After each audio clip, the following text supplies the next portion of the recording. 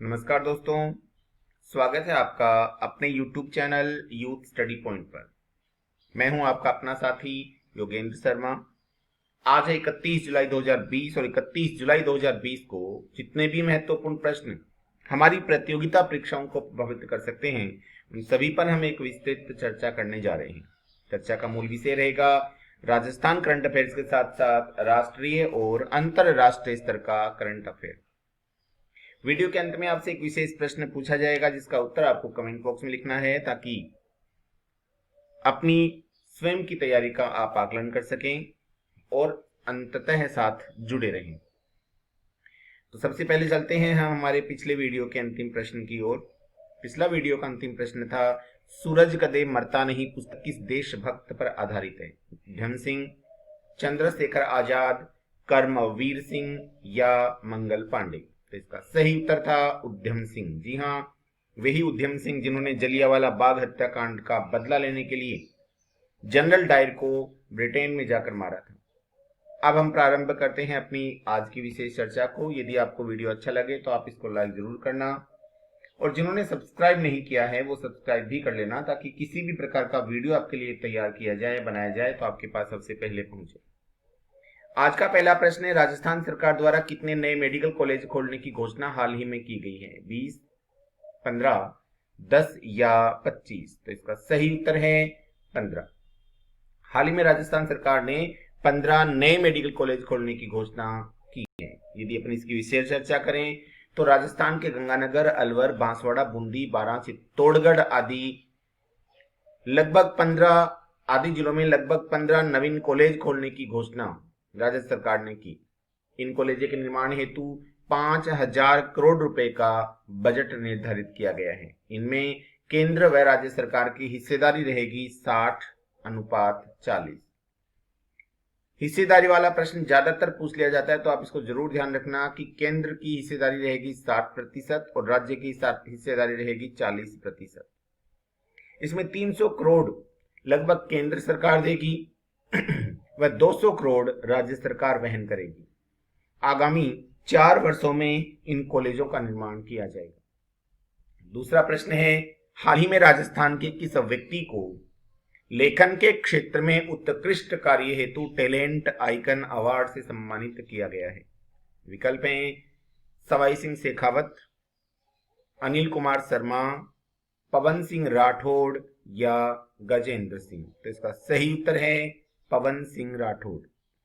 पवन सिंह राठौड़ को हाल ही में लेखन के क्षेत्र में उत्कृष्ट कार्य करने हेतु टैलेंट आइकन अवार्ड से सम्मानित किया गया है।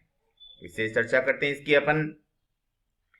जयपुर के युवा लेखक हैं श्री पवन सिंह राठौड़ और इनको लेखन के क्षेत्र में किए गए अनूठे प्रयासों के लिए ऑनलाइन कार्यक्रम में टैलेंट आइकन अवार्ड से सम्मानित किया गया है। यह award Asian book of world record की ओर से किया गया है। पूर्व राष्ट्रपति एपीजे अब्दुल कलाम की पुण्यतिथि पर उन्हें यह सम्मान दिया गया है। पवन सिंह ने एक ऐसी पुस्तक का संपादन किया है जिसे 300 लेखकों ने मिलकर लिखा है। इस पुस्तक को गिनीज बुक ऑफ रिकॉर्ड के लिए भी नामित किया गया है। अगला प्रश्न है, अंतरराष्ट्रीय बाघ दिवस कब मनाया जाता है? 28 जुलाई, 29 जुलाई, 27 जुलाई या 26 जुलाई? तो सही उत्तर है 29 जुलाई को। 29 जुलाई को अंतरराष्ट्रीय स्तर पर बाघ दिवस मनाया जाता है।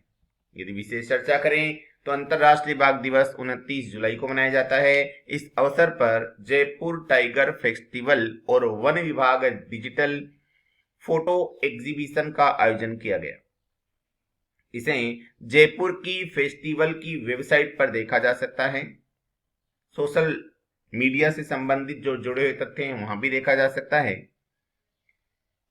राजस्थान में बाघों की संख्या बढ़कर अब 95 हो गई है और सर्वाधिक यदि बाघों की बात करें तो वो रणथंभौर अभ्यारण्य में है, जहां केवल एक ही अभ्यारण्य में 70 बाघ हैं। यहां हम थोड़ी सी चर्चा करेंगे अंतरराष्ट्रीय दिवस और विश्व दिवस की। तो इनमें थोड़ा अंतर है। यदि विश्व दिवस यानी वर्ल्ड दिवस मनाया जाता है तो वो विश्व के सभी देशों में मनाया जाता है, लेकिन अंतरराष्ट्रीय दिवस सभी देशों में नहीं मनाया जाता। एक से ज्यादा देशों में इसे मनाया जाता है, क्योंकि एक देश में मनाया जाने वाला दिवस राष्ट्रीय दिवस कहलाता है। एक से ज्यादा दिवस देशों में मनाया जाता है जिसे उसे अंतरराष्ट्रीय दिवस कहा जाता है, और विश्व के सभी देशों में मनाया जाता हो उसे विश्व दिवस या वर्ल्ड दिवस कहा जाता है। इसके बाद है अगला प्रश्न, राजस्थान में आंगनवाड़ी केंद्रों पर पोषण वाटिका पखवाड़ा कब से कब तक आयोजित किया जाएगा? नंबर 1 है 1 अगस्त से 15 अगस्त तक, 30 जुलाई से 15 अगस्त तक, 15 अगस्त से 30 अगस्त तक, या इनमें से कोई भी नहीं। तो इसका सही उत्तर है 30 जुलाई से 15 अगस्त तक। राजस्थान में आंगनबाड़ी केंद्रों पर पोषण वाटिका पखवाड़ा मनाया जा रहा है 30 जुलाई से 15 अगस्त तक। यदि अपन विशेष चर्चा करें तो राजस्थान में 30 जुलाई से 15 अगस्त तक पोषण वाटिका पखवाड़े का आयोजन किया जाएगा, जिसके तहत आंगनबाड़ी केंद्रों पर एक निश्चित जगह चिन्हित की जाएगी और उस जगह पर पौष्टिक सब्जियां लगाई जाएंगी, जिससे छात्रों में कुपोषण की समस्या को दूर किया जा सके। वर्तमान समय में हमारे बाल विकास मंत्री हैं श्रीमती ममता भूपेश, और उन्होंने घोषणा की है कि आंगनबाड़ी केंद्रों पर पौष्टिक सब्जियां लगाई जाएं एवं छायादार व फलदार पौधे भी लगाए जाएं, जिससे छात्रों के, विशेषकर जो नौनिहाल हैं, छोटे छोटे बच्चे हैं, आंगनबाड़ी केंद्रों पे आने वाले जो बच्चे हैं, उनके स्वास्थ्य के साथ किसी प्रकार का कोई खिलवाड़ न हो और उनका सही प्रकार से विकास हो सके। अगला प्रश्न है, राजस्थान में इंदिरा रसोई योजना के तहत किस जिले में सर्वाधिक कैंटीन खोले जाएंगे? अलवर, जयपुर, बीकानेर या जोधपुर? तो इसका सही उत्तर है जयपुर।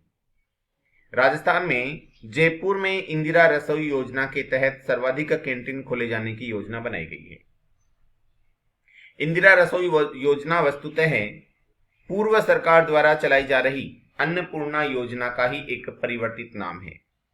तो राजस्थान में पूर्व सरकार द्वारा चलाई जा रही अन्नपूर्णा योजना का नाम बदलकर अब इंदिरा रसोई योजना रखा गया है। इस योजना के तहत 200 निकायों के लिए लगभग 400 कैंटीनों को खोला जाएगा। इस योजना के लिए 100 करोड़ रुपए का बजट रखा गया है। इसमें प्रति थाली 20 रुपए निर्धारित किए गए हैं, जिसमें 12 रुपए राज्य सरकार वहन करेगी और 8 रुपए ग्राहकों को देने हैं। तो इसके लिए सबसे ज्यादा जो कैंटीन खोले जाएंगे वो जयपुर निकाय में खोले जाएंगे। के बाद है अगला प्रश्न, रिशांत सिंह नरवत का संबंध किस जिले से है? रिशांत सिंह नरवत का संबंध किस जिले से है, जिन्हें हाल ही में फ्रांस में वेलेंट स्पोर्ट्स का ब्रांड एम्बेसडर बनाया गया है? अलवर, जयपुर, बीकानेर या जोधपुर? इसका सही उत्तर है जयपुर। रिशांत सिंह नरवत को फ्रांस के वेलेंट स्पोर्ट्स का ब्रांड एम्बेसडर बनाया गया है। ये वस्तुतः जयपुर जिले से संबंधित हैं, जयपुर जिले के रहने वाले हैं। वर्तमान में ईडीसी यूनिवर्सिटी जो कि फ्रांस में है से ये स्पोर्ट्स में एमबीए कर रहे हैं। इनकी वर्तमान समय में पर्यावरण प्रेमी के रूप में भी पहचान हो चुकी है, क्योंकि विशेषकर पेड़ पौधों और जो पक्षी हैं उनके लिए उत्कृष्ट कार्य कर रहे हैं। अगला प्रश्न है, मेरा युद्ध कैंसर विरुद्ध पुस्तक के रचयिता कौन है? डॉक्टर अजय यादव, जसवंत सिंह राठी, राजेश यादव या प्रमिल राव? इसका सही उत्तर है डॉक्टर जसवंत राठी। डॉक्टर जसवंत राठी ने हाल ही में मेरा युद्ध कैंसर विरुद्ध नामक एक पुस्तक रची है। इस पुस्तक का विमोचन किया है हमारे मुख्यमंत्री श्री अशोक गहलोत द्वारा। इन्होंने यह पुस्तक स्वयं अपनी जीवनी को आधार बनाकर रखा है। अपने ही अनुभवों को उन्होंने इस पुस्तक में उतारा है, क्योंकि लगभग पिछले 2.5-3 साल से ये स्वयं कैंसर से पीड़ित रहे हैं। तो डॉक्टर जसवंत राठी के स्वयं के अनुभवों पर आधारित ये पुस्तक है, और जिसके लिखने का मुख्य उद्देश्य है कैंसर के प्रति लोगों के मन से डर दूर करना। इनका कहना है कि यदि हमें अपने आप को उस कैंसर जैसे जहरीले रोग से बचाना है तो सबसे पहले इसके प्रति मन से डर को दूर करना होगा। यदि हम इस रोग के प्रति अपने मन से डर को दूर कर देते हैं तो हम इस रोग को बहुत आसानी से हरा सकते हैं। यही इन्होंने अपने इस पुस्तक में लिखा है, डॉक्टर जसवंत राठी ने, जिसने पुस्तक लिखी है मेरा युद्ध कैंसर विरुद्ध। अगला प्रश्न है, केंद्र सरकार द्वारा मानव संसाधन मंत्रालय का नाम बदलकर हाल ही में क्या रखा गया है? अध्ययन विकास मंत्रालय, शिक्षा मंत्रालय, बाल विकास मंत्रालय या बाल विकास व शिक्षा मंत्रालय? तो इसका सही उत्तर है 2 नंबर विकल्प, शिक्षा मंत्रालय। हम इस पर एक विशेष चर्चा करने वाले हैं क्योंकि वर्तमान में जो नई शिक्षा नीति आई है उसके बारे में कई प्रकार के सवाल आपके मन में होंगे, तो लगभग मैं उनको दूर करने की कोशिश कर रहा हूं। मानव संसाधन और विकास मंत्रालय का नाम बदलकर अब शिक्षा मंत्रालय कर दिया गया है। इस समय हमारे मानव संसाधन विकास मंत्री हैं श्री रमेश पोखरियाल निशंक, जिनको अब हम शिक्षा मंत्री भी कह सकते हैं। इस परिवर्तन के साथ ही नई शिक्षा नीति को भी अब मंजूरी प्रदान की गई है। 1986 के बाद कोई नई शिक्षा नीति नहीं आई थी, तो 86 के बाद यानी 34 साल बाद वस्तुतः भारत में एक नई शिक्षा नीति बनी है। यह भी प्रश्न पूछा जा सकता है कि इससे पहले भारत में कौन सी शिक्षा नीति लाई गई थी? तो शिक्षा नीति 1986 लाई गई थी। इसके बाद यदि अपन और बात करें तो शिक्षा नीति के तहत अब कक्षा 5 तक के छात्रों को केवल मातृभाषा अथवा क्षेत्रीय भाषा अथवा राष्ट्रीय भाषा में ही पढ़ाया जा सकेगा। अन्य कोई भाषाएं यदि पढ़ाई जाती है इनके अलावा तो वो एक विषय के रूप में पढ़ाई जाएंगी, सब्जेक्ट के रूप में पढ़ाई जाएंगी। जैसे अंग्रेजी पढ़ाया जाता है तो वो एक सब्जेक्ट रहेगा, न कि भाषा, यानी वो पढ़ाने का माध्यम नहीं रहेगा, अपितु उसे एक सब्जेक्ट के रूप में ही पढ़ा जा सकता है। पहले जहां 10+2 स्कीम चलती थी, अब वहां पर 5+3+3+4 की स्कीम चलेगी। 5, 3, 3, 4 के अनुसार ही अब शिक्षा का स्वरूप रहेगा। अब केवल और केवल स्कूली शिक्षा में 12th का ही एकमात्र बोर्ड रहेगा। 10वीं कक्षा के लिए भी बोर्ड को समाप्त किया जा रहा है। कॉलेजों की डिग्री 3 अथवा 4 साल की रहेंगी। जो केवल और केवल स्नातक की डिग्री लेना चाहते हैं, यानी केवल और केवल स्नातक तक की पढ़ाई करना चाहते हैं, उनके लिए 3 वर्ष का पाठ्यक्रम रहेगा। और जो स्नातक के साथ साथ अधिस्नातक की डिग्री प्राप्त करना चाहते हैं, उनके लिए 4 वर्षीय पाठ्यक्रम का निर्धारण किया गया है। यदि अपन वर्तमान शिक्षा नीति की बात करें तो वर्तमान शिक्षा नीति में स्नातक के लिए 3 वर्ष और अधिस्नातक के लिए 4 वर्ष तक का समय लगता, अधिस्नातक के लिए 2 वर्ष तक का समय लगता था और कुल मिलाकर के 5 साल लगते थे। लेकिन यदि कोई व्यक्ति यानी कोई छात्र स्नातक और अधिस्नातक दोनों डिग्रियां एक साथ लेता है, इस स्कीम में वह यदि एडमिशन लेता है तो 4 साल में ही उसका पाठ्यक्रम पूरा हो जाएगा और उसे डिग्री मिल जाएगी। शिक्षा के लिए SSRA बनाया जाएगा, जिसके चीफ शिक्षा विभाग से जुड़े रहेंगे। शिक्षक भर्ती में टेट के उपरांत मुख्य परीक्षा के पश्चात इंटरव्यू और उसके बाद स्किल टेस्ट को शामिल किया गया है, यानी डेमोन्स्ट्रेशन को शामिल किया गया है। ये परिवर्तन शिक्षक भर्ती में किए गए हैं। अब है अगला प्रश्न, किस राज्य सरकार ने रोजगार बाजार पोर्टल का हाल ही में शुभारंभ किया है? हरियाणा, दिल्ली, राजस्थान या मध्य प्रदेश? तो इसका सही उत्तर है वो है दिल्ली। दिल्ली सरकार ने हाल ही में रोजगार बाजार पोर्टल का शुभारंभ किया है। दिल्ली में लॉकडाउन के कारण प्रभावित हुई अर्थव्यवस्था को पुनर्जीवित करने हेतु रोजगार बाजार पोर्टल को प्रारंभ किया गया है। जो लोग रोजगार खोजना चाहते हैं, यानी कर्मचारी हैं और उनके पास रोजगार नहीं है, वो यदि रोजगार खोजना चाहते हैं, उन्हें रोजगार मिल सके और जो व्यापारी हैं, ठेकेदार हैं अथवा कर्मचारियों की तलाश करने वाले लोग हैं, संस्थाएं हैं, उनको कर्मचारी मिल सके। इन दोनों के लिए ही सेतु के रूप में कार्य करने वाले बाजार पोर्टल को हाल ही में दिल्ली सरकार ने प्रारंभ किया है। इसके बाद है अगला प्रश्न, किस देश ने जरकोन मिसाइल का हाल ही में सफलतापूर्वक परीक्षण किया है? चीन, रूस, अमेरिका या दक्षिणी कोरिया? इसका सही उत्तर है रूस। रूस ने हाल ही में जरकोन मिसाइल का सफलतापूर्वक परीक्षण किया है। यदि अपन रूस की बात करें तो राजधानी है मॉस्को, राष्ट्रपति हैं व्लादिमीर पुतिन और प्रधानमंत्री हैं मिथेल मिस्टुद्दीन। भारत और रूस के मध्य इंद्र युद्धाभ्यास होता है जो दोनों सेनाओं की आर्मी के मध्य होता है। ये प्रश्न बहुत बार पूछ लिया गया है कि रूस और भारत की आर्मी के मध्य कौन सा युद्धाभ्यास होता है, तो इंद्र के नाम से जो युद्धाभ्यास होता है वो रूस और भारत की आर्मी के मध्य होता है। उसके बाद है किस शहर के चौराहे का नाम बदलकर हाल ही में लालजी टंडन रखा गया है? भोपाल, उज्जैन, लखनऊ या रीवा? तो इसका सही उत्तर है लखनऊ। लखनऊ के एक चौराहे का नाम बदलकर श्री लालजी टंडन चौराहा रखा गया है। लालजी टंडन मध्य प्रदेश के राज्यपाल थे जिनका हाल ही में देहांत हुआ है। लालजी टंडन उत्तर प्रदेश के लखनऊ से सांसद भी रह चुके हैं और इसीलिए लखनऊ के चौक चौराहे का नाम बदलकर अब लालजी टंडन चौराहा रखा गया है।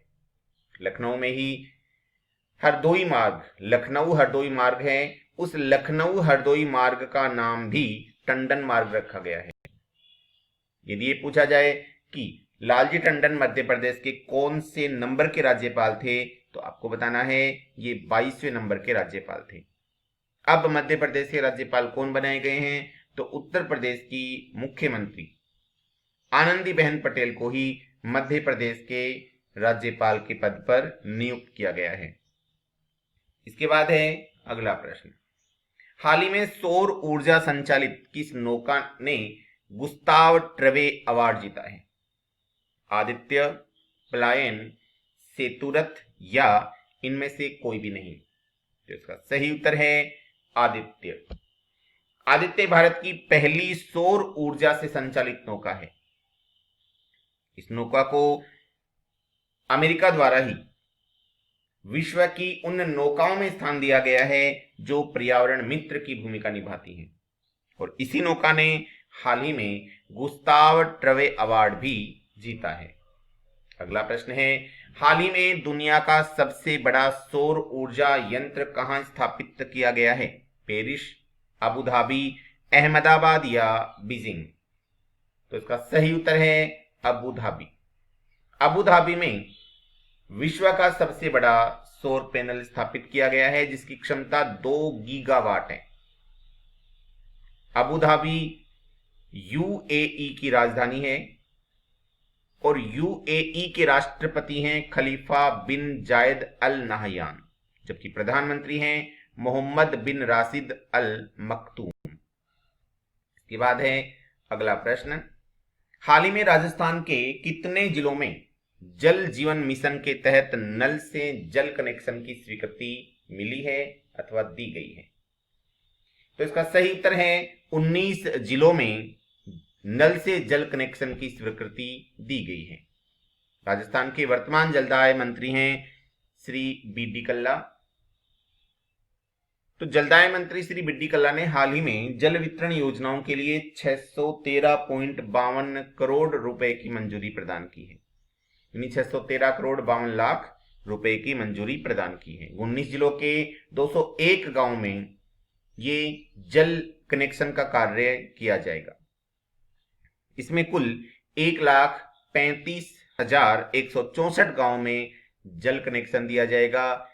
इस योजना में केंद्र व राज्य की हिस्सेदारी 50-50 रहेगी, यानी 50% राशि केंद्र सरकार वहन करेगी और 50% राशि राज्य सरकार को वहन करना होगा।